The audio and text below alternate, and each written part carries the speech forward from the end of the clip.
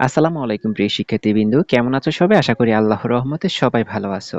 শুরুতেই বলে রাখি, তোমরা যদি এখন পর্যন্ত আমাদের চ্যানেলটাকে সাবস্ক্রাইব না করে থাকো, তাহলে অবশ্যই আমাদের চ্যানেলটিকে এখনই সাবস্ক্রাইব করে ফেলো, কারণ পরবর্তী সকল আপডেটগুলো তোমাদের জন্যই আসবে। তো তোমরা ইতিমধ্যে জানো যে তোমাদের বৃত্তি পরীক্ষাটা কিন্তু ডিসেম্বরের 21, 22, 23, 24 এই 4টা দিনে হওয়ার কথা ছিল। তো ইতিমধ্যে তোমরা হয়তো এগুলো নিয়ে অনেক ভালো একটা প্রিপারেশন নিয়েছো। কিন্তু সরকার আজকে যে ঘোষণাটা দিয়েছে সেটা হচ্ছে সরকারি প্রাথমিক শিক্ষার্থীদের মেধা যাচাই পরীক্ষার কার্যক্রম 1 মাস স্থগিত করা হয়েছে। তো এই নোটিশটা পাওয়ার পর আমি একটু হতাশ হলাম, কারণ বাচ্চাদের পরীক্ষাগুলোর জন্য বাচ্চারা প্রচুর পড়াশোনা করেছে, প্রচুর কষ্ট করেছে, পরীক্ষাটা হয়ে গেলে ভালো হতো। তো আমার মতে আমি বলতেছি যে পরীক্ষাটা হওয়ারই দরকার ছিল। এটা একটা বাচ্চাদের নিয়ে একটা খেলা হচ্ছে যথাসম্ভব। তো আমি এটার বিরোধিতা করলাম আরকি। তোমার মতামত তুমি অবশ্যই কমেন্ট করে জানাতে পারো। তো এখানে ১ মাস স্থগিত করা হয়েছে, সেই নোটিশটা আমি তোমাদেরকে জানিয়ে দিচ্ছি। তোমাদের পরবর্তী পরীক্ষা কবে হবে, তোমরা কিভাবে প্রিপারেশন নিবে, পরীক্ষাটা হবে কিনা সেই তথ্যগুলো আমরা পরবর্তী তোমাদেরকে আপডেট দিয়ে দেব। তো এখানে প্রথম আলো যে নিউজটা প্রকাশ করেছে সেটা হচ্ছে সরকারি প্রাথমিক বিদ্যালয়ের শিক্ষার্থীদের মেধা যাচাই পরীক্ষার কার্যক্রম ১ মাসের জন্য স্থগিত করেছে হাইকোর্ট। সরকারি প্রাথমিক বিদ্যালয়ের মেধা যাচাই পরীক্ষা ২১, ২২, ২৩, ২৪ ডিসেম্বর অনুষ্ঠিত হওয়ার কথা। এক রিটের মাধ্যমে শুনানি নিয়ে বিচারপতি ফাহমিদা কাদের ও বিচারপতি মোহাম্মদ আসিফ হাসানের সমন্বয়ে গঠিত হাইকোর্ট বেঞ্চ গত রোববার রুলস আদেশ করেন। এটা হচ্ছে আগের যে কথাগুলো আছে এখানে উল্লেখ করা আছে।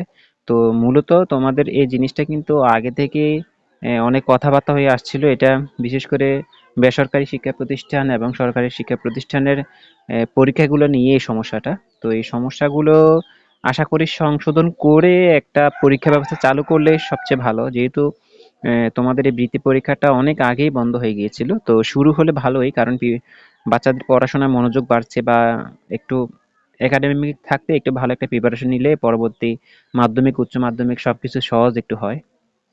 তো আমি আশাবাদী যে পরবর্তী পরীক্ষাগুলো আসলে নেওয়াটাই ভালো হবে। যদি ১ মাস স্থগিত করে ১ মাস পরে নেওয়াটাই দরকার, কারণ পরীক্ষাটা চালু করা দরকার। আর এরকম না করা দরকার, যেহেতু এখানে সরকারি প্রাথমিক বিদ্যালয় আছে আর বেসরকারি প্রাথমিকগুলো আছে, তো দুইটা একটা সমন্বয় করে হয়তো পরীক্ষা তারা দিবে, না হয় দিবে না, তবে একটা সমন্বয় করে আমার মনে হয় পরীক্ষাটা ব্যবস্থা চালু করাই উত্তম।